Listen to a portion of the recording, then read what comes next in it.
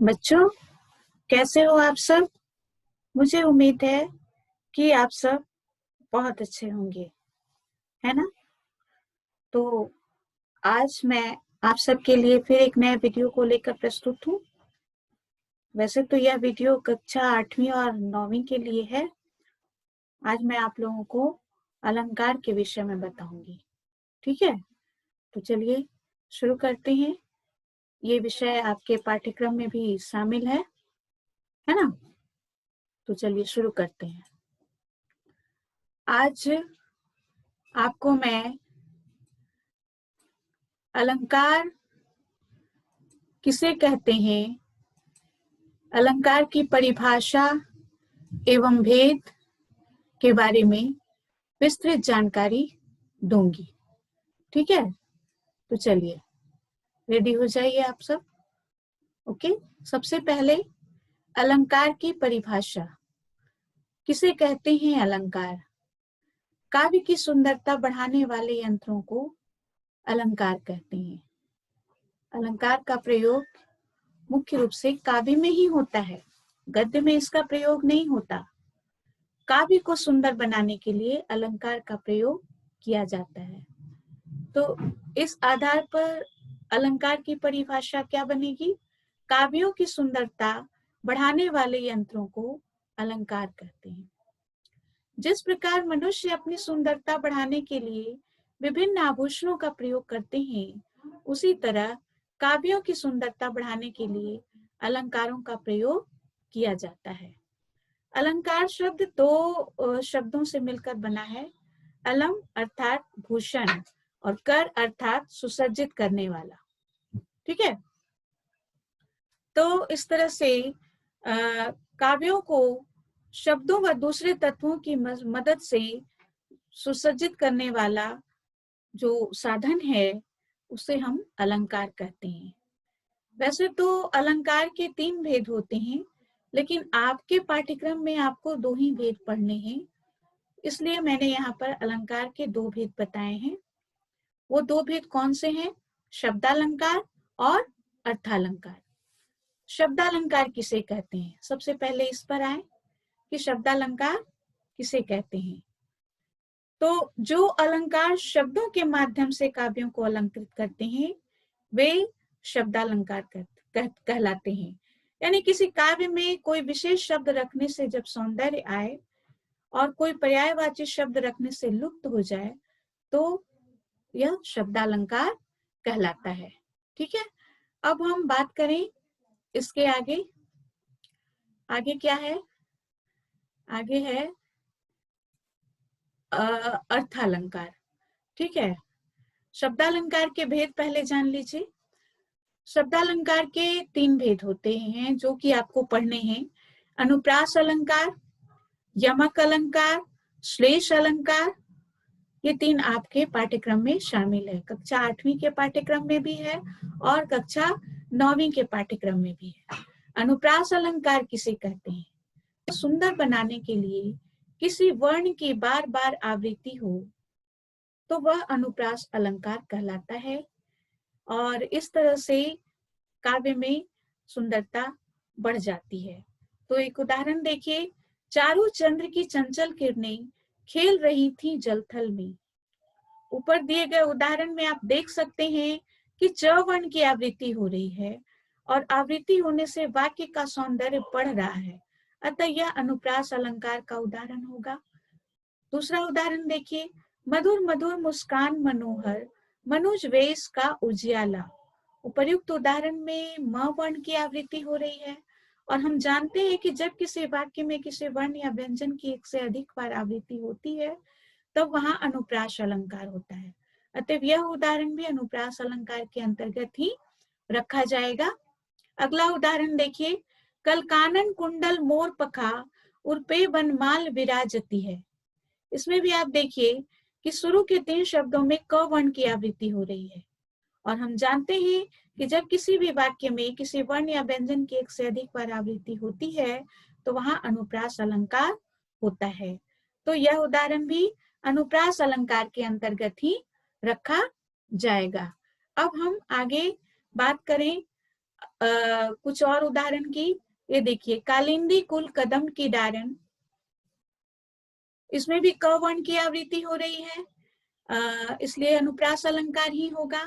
कायर क्रूर कपूत कुचली यूं ही मर जाते हैं, इसमें भी क वर्ण की आवृत्ति हो रही है, तो यह भी इसी प्रकार अनुप्रास अलंकार के अंतर्गत रखा जाएगा। अब हम अनुप्रास अलंकार के बाद यमक अलंकार की बात करेंगे। यमक अलंकार किसे कहते हैं? ठीक है, तो परिभाषा देखिए कि जिस प्रकार अनुप्रास अलंकार में किसी एक वर्ण की आवृत्ति होती है, उसी प्रकार यमक अलंकार में किसी काव्य का सौंदर्य बढ़ाने के लिए किसी शब्द की आवृत्ति होती है। जब कोई शब्द एक से अधिक बार प्रयुक्त होता है तो वहां पर, और उसके अर्थ अलग अलग होते हैं, तो वहां पर यमक अलंकार होते हैं। जैसे आप एक उदाहरण देखिए, काली घटा का घमंड घटा। यहाँ घटा शब्द की आवृत्ति भिन्न भिन्न अर्थ में हुई है। पहली घटा शब्द जो है वो वर्षा काल में उड़ने वाली मेघमाला के लिए प्रयुक्त हुआ है, और दूसरी बार घटा का अर्थ है कम होना, यानी घटना, जो कि एक क्रिया है। तो इस प्रकार दोनों शब्दों के अर्थ अलग हैं, इसलिए यहाँ यमक अलंकार है। अगला उदाहरण देखिए यमक अलंकार का। कनक कनकते सौगुनी मादकता अधिकाय, या खाए बौराय नर वा पाए बौराय। इस पद में भी, इस दोहे में भी इस आप कनक शब्द की आवृत्ति देख सकते हैं, लेकिन यहाँ भी अर्थ अलग अलग है। पहले कनक शब्द का अर्थ सोना है, और दूसरे कनक शब्द का अर्थ जो है वो धतूरा है। मनुष्य सोना अचानक से अगर उसे मिल जाए तो वह उसे पाकर पागलों जैसी स्थिति करता है, उसकी हरकत होने लगती है। इतना अधिक अनायास धन जब मिल जाए, सोना मिल जाए, तो उसी तरह धतूरा खाने पर भी उसकी स्थिति, मन स्थिति जो है वह गड़बड़ हो जाती है। वह जो है मतलब अपने आपे में नहीं रहता। सोना पाने की स्थिति में भी वह अपने आपा को खो बैठता है, और धतूरा खाने की स्थिति में भी वह अपने आपा को खो बैठता है। तो इस तरह कनक शब्द 2 बार आए हैं, लेकिन दोनों बार इसका अर्थ जो है वह अलग है। अब आप आगे देखिए श्लेष अलंकार। श्लेष अलंकार क्या है? श्लेष अलंकार में क्या होता है कि शब्द तो एक ही होते हैं, लेकिन उसके अर्थ भिन्न भिन्न होते हैं। जैसे एक उदाहरण देखिए, रहीमन पानी राखिए बिन पानी सब सून, पानी गए न उबरे मोती मानुष चून। इस दोहे में रहीम ने पानी को 3 अर्थों में प्रयोग किया है। पहला अर्थ मनुष्य के संदर्भ में है, तब इसका मतलब हो जाएगा प्रतिष्ठा, और उनका कहने का अर्थ यह है कि मनुष्य का जीवन प्रतिष्ठा अर्थात मान सम्मान के बिना शून्य है। और अगर हम पानी का दूसरा अर्थ लेते हैं जो कि आभा, तेज या चमक से है, तो यह मोती के अर्थ में आता है। मोती या मनुष्य जो है उसमें अगर चमक नहीं हो तो उसका भी कोई मूल्य नहीं है। पानी का तीसरा अर्थ जल से है, जिसे आटे से या चूने से जोड़कर दर्शाया गया है कि जिस तरह आटे का अस्तित्व पानी के बिना नहीं हो सकता, चूने का अस्तित्व पानी के बिना नहीं हो सकता, उसी तरह मोती का मूल्य भी उसकी आभा के बिना नहीं हो सकता, और मनुष्य का भी प्रतिष्ठा के बिना, मान सम्मान के बिना जीवन शून्य है। तो इन तीनों अर्थ में पानी का अर्थ अलग अलग हम अर्थ लगा सकते हैं। तो इस तरह से अलग अलग अर्थ होने के कारण यहाँ पर श्लेष अलंकार हो जाएगा। एक अन्य उदाहरण देखिए, जय रहीम गति दीप की कुल कपूत गति सोए, बारे उजियारो करे बड़े अंधेरो होए। इस उदाहरण में आप देख सकते हैं कि रहीम जी ने दोहे के द्वारा दिए और कुपुत्र के चरित्र को एक जैसा दर्शाने की कोशिश की है। उनका कहना है कि शुरू में तो दोनों ही उजाला करते हैं, लेकिन बाद में पुत्र यदि कुपुत्र निकल जाता है तो उसके बढ़ने पर खानदान में अंधेरा हो जाता है। तो इस तरह यहाँ बड़े शब्द के 2 विभिन्न अर्थ निकल रहे हैं। दीपक के संदर्भ में बढ़ने का मतलब है बुझ जाना, यानी अंधेरा हो जाना, और कुपुत्र के संदर्भ में बढ़ने का अर्थ है कि कुपुत्र यदि बड़ा हुआ तो वह खानदान के नाम को डुबो देता है, यानी कुकर्म करता है, जिससे परिवार के में अंधेरा छा जाता है, परिवार के लोगों को निराशा हाथ लगती है। तो इस तरह से एक ही शब्द के दो विभिन्न अर्थ निकल रहे हैं। तो इस तरह यह उदाहरण जो है श्लेष अलंकार के अंतर्गत रखा जाएगा। श्लेष अलंकार के एक अन्य उदाहरण आप फिर देखिए। सीधी चलते राह जो, रहते सदा निशंक, जो करते विप्लव उन्हें हरि का है आतंक। इस उदाहरण में आप देख सकते हैं कि हरि शब्द एक ही बार प्रयुक्त हुआ है, लेकिन इसके अर्थ भिन्न है। क्या अर्थ निकलता है? पहला अर्थ बंदर और दूसरा अर्थ भगवान। यह दोहा बंदरों के संदर्भ में भी हो सकता है और भगवान के संदर्भ में भी। यानी कि रास्ता चलते हुए जो सीधे रास्ते चलते हैं वो बिल्कुल माने डर से परे होते हैं, लेकिन जो टेढ़े मेढ़े रास्ते चलते हैं तो उन्हें हरि, यानी हरि का अर्थ आप भगवान भी लगा सकते हैं, बंदर भी लगा सकते हैं, उनका आतंक उन पर कभी भी हो सकता है, इस बात का अर्थ यहाँ पर लगता है। तो इस तरह यहाँ पर एक ही शब्द के दो अर्थ निकल रहे हैं, यहाँ पर भी श्लेष अलंकार है। अब आप आगे देखिए, आगे क्या है। अब हम अर्थालंकार की बात करेंगे। अर्थालंकार के मुख्य 5 भेद आपको पढ़ने हैं। वो कौन कौन है? उपमा अलंकार, रूपक अलंकार, उत्प्रेक्षा अलंकार, अतिशयोक्ति अलंकार और मानवीकरण अलंकार। तो सबसे पहले हम उपमा अलंकार के बारे में जानें। उपमा 2 शब्दों से मिलकर बना है। उप का अर्थ है समीप से और पा का अर्थ है तोलना या देखना। अतः जब दो भिन्न वस्तुओं में समानता दिखाई जाती है तब वहां उपमा अलंकार होता है। जैसे आप एक उदाहरण देखिए कि पद कमल सा कोमल है, यहाँ पैरों को कमल के समान कोमल बताया गया है, अतः यहाँ उपमा अलंकार है। ठीक है। पीपर पात सरिस मन डोला, इस अन्य उदाहरण में आप देखिए कि मन को पीपल के पत्ते की तरह हिलता हुआ बताया जा रहा है। जैसे कभी कभी स्थिति ऐसी होती है हमारे अंदर, भावनाओं की उहापोह की स्थिति जब बनती है तो मन जो है वह डोलता है। वो दिखाई नहीं देता, लेकिन यहाँ भावनाओं की बात की गई है, तो उस भावना की तुलना यहाँ पीपल के पत्ते से की गई है कि पीपर पात सरिस मन डोला, तो मन को पीपल के पत्ते की तरह हिलता हुआ बताया जा रहा है। इसलिए इस उदाहरण में मन उपमेय है और किसके समान डोल रहा है? तो पीपल के पत्ते के समान। तो पीपर पात उपमान हो गया और डोलना साधारण धर्म है और सरिस अर्थात के समान वाचक शब्द है। जैसा कि हम जानते हैं कि जब किन्हीं दो वस्तुओं की उनके एक समान धर्म की वजह से तुलना होती है तब वहां उपमा अलंकार होता है। तो इस तरह से आप देख लीजिए, उपमा में हम गुणों की समानता के आधार पर तुलना करते हैं। एक और उदाहरण देखिए, रूप गुण के आधार पर रूप और गुण एक समान हो तो हम किसी भी वस्तु या व्यक्ति की तुलना एक दूसरे से करते हैं। इस उदाहरण में आप देखिए, नील गगन सा हृदय शांत हो रहा, तो इसमें आप देखिए हृदय की नील गगन से तुलना की गई है। हृदय यहाँ पर उपमेय है, नील गगन उपमान है और शांत शब्द जो है वह साधारण धर्म है, क्योंकि यही एक समान गुण है और सा वाचक शब्द है। तो इस तरह से यहाँ पर उपमा के 4 अंग नजर आ रहे हैं। इस प्रकार हम उपमा अलंकार के अंगों को अगर देखें तो उपमा के 4 अंग होते हैं। कौन कौन? उपमेय, जिसमें किसी वस्तु की तुलना किसी दूसरे वस्तु या पदार्थ से की जाती है। व्यक्ति की भी तुलना की जा सकती है किसी दूसरे वस्तु से, केवल एक समान गुण होना चाहिए। ठीक है। और दूसरा जो अंग है वह है उपमान, जिससे तुलना की जाए उसे हम उपमान कहते हैं। और तीसरा अंग साधारण धर्म किसे कहते हैं? जब जो भी एक समान गुण या दोष होता है उसको हम काव्य पंक्ति में साधारण धर्म के नाम से जानते हैं।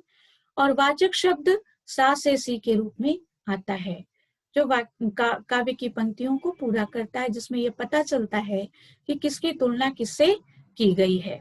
ठीक है। तो इस तरह से उपमा के ये 4 अंग होते हैं और आप उदाहरण के अंतर्गत आप इस बात को देख सकते हैं कि कैसे नील गगन से हृदय की तुलना की गई है।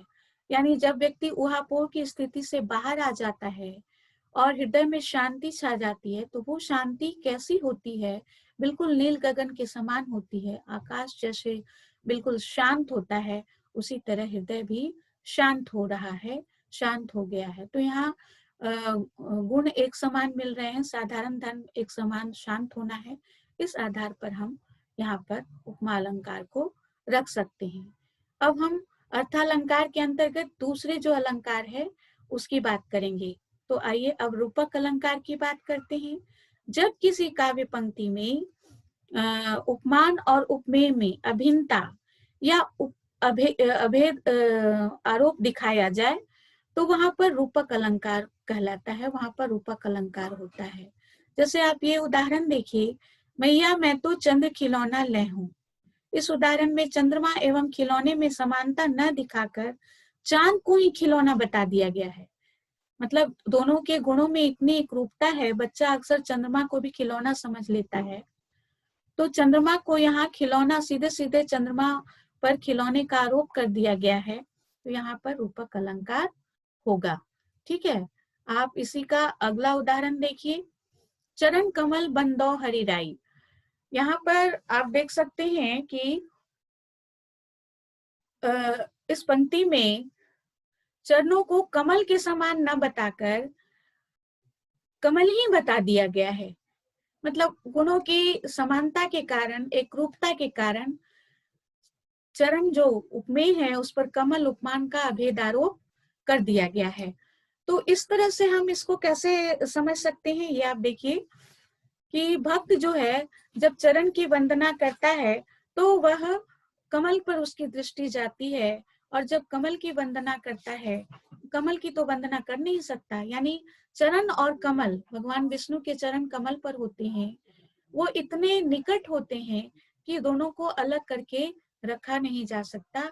तो इस प्रकार यहाँ पर चरण पर कमल का आरोप किया गया है। दोनों में इतनी एकरूपता है, इतनी निकटता है कि भक्त भगवान के चरण को कमल से परे देख ही नहीं सकता।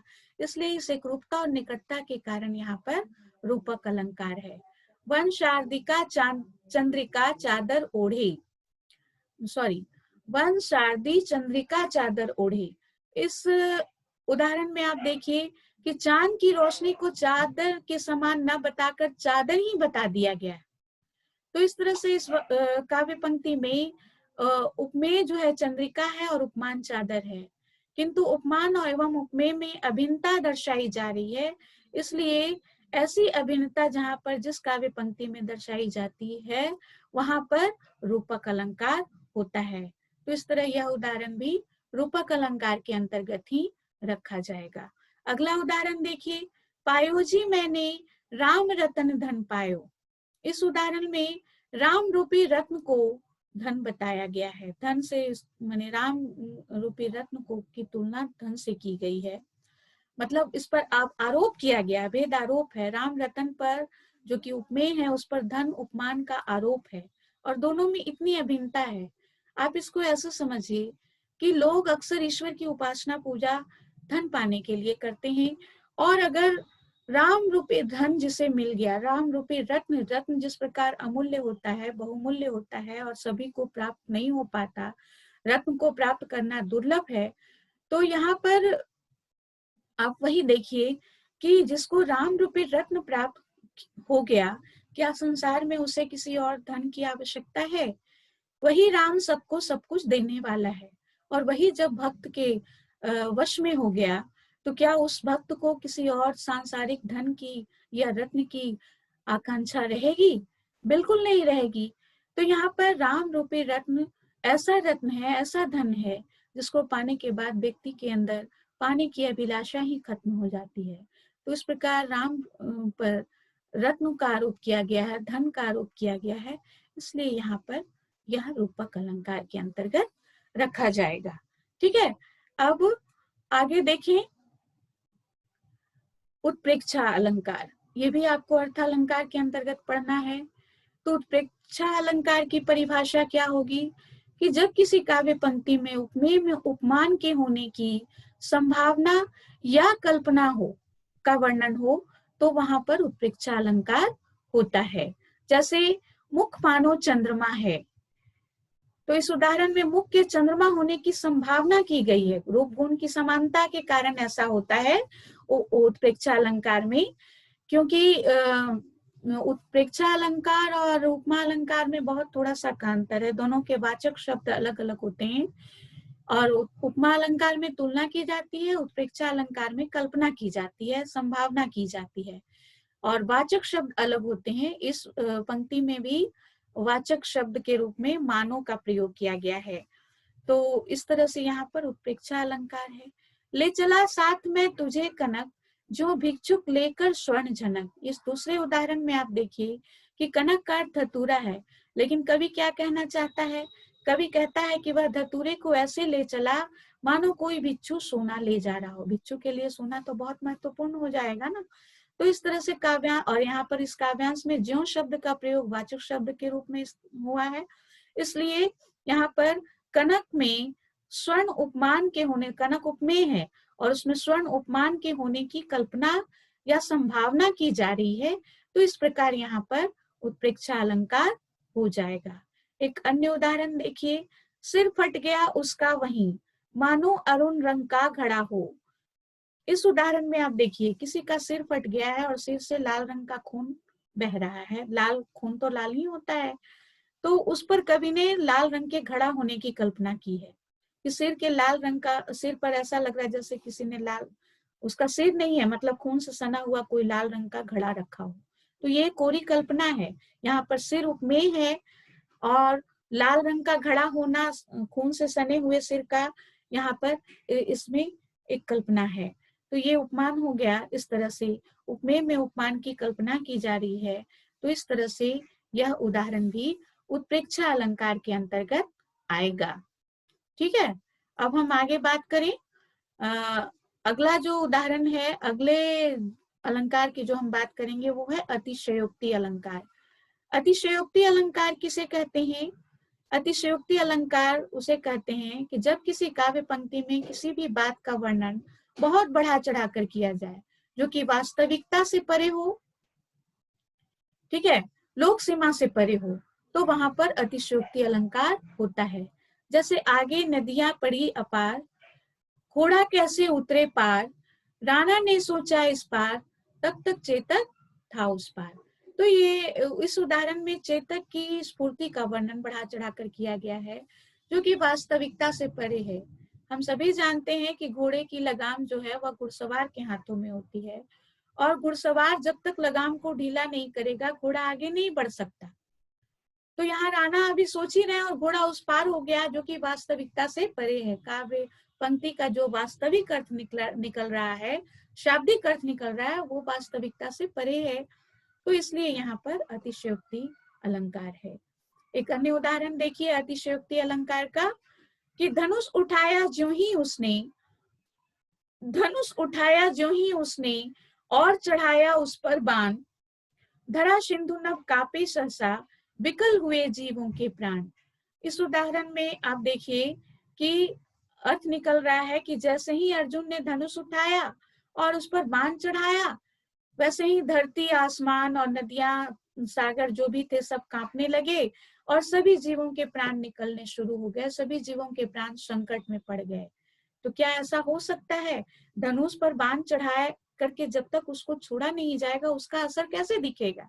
तो यह बात बिल्कुल असंभव है, क्योंकि बिना बाण चलाए ऐसा हो ही नहीं सकता। पर यहाँ पर कवि का उद्देश्य जो है वो अर्जुन की वीरता और स्फूर्ति को दिखाना है, इसलिए उसने उसको दिखाया जरूर है, पर हम शाब्दिक स्तर पर इसका जो अर्थ निकलता है उसमें ये निकलता है कि बिना बाण चले ही धरती, आसमान और सागर सब कांपने लगे और लोगों के प्राण निकलने लगे।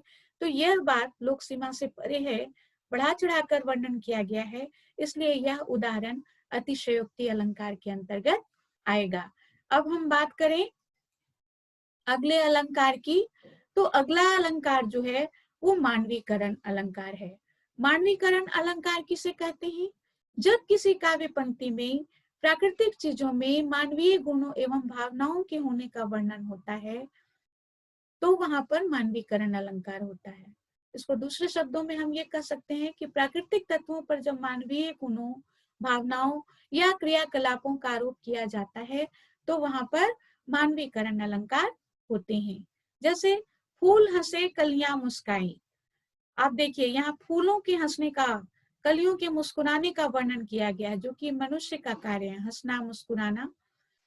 तो ये मानवीय गुणों का आरोप है फूलों पर और कलियों पर, इसलिए यहाँ पर मानवीकरण अलंकार है। एक अन्य उदाहरण देखिए, मेघ में आसमान से उतर रही संध्या सुंदरी परी सी धीरे धीरे। तो इसका अर्थ क्या निकल रहा है कि संध्या सुंदरी जो है, संध्या जो है वह सुंदर परी की तरह धीरे धीरे आसमान से नीचे उतर रही है। मतलब संध्या को सुंदरी के रूप में दिखाया गया, एक सुंदर परी के रूप में दिखाया गया है। तो ये मानवीय गुण है ना। तो इसको हम मानवीकरण अलंकार के अंतर्गत रखेंगे। एक अन्य उदाहरण देखिए, उषा सुनहले तीर बरसाती जय लक्ष्मी सी उदित हुई। इसमें उषा भोर को कहा गया है, उषा काल सुबह सूर्योदय के पहले को कहते हैं। तो उसको सुनहरे तीर बरसाती हुई नायिका के रूप में दिखाया जा रहा है।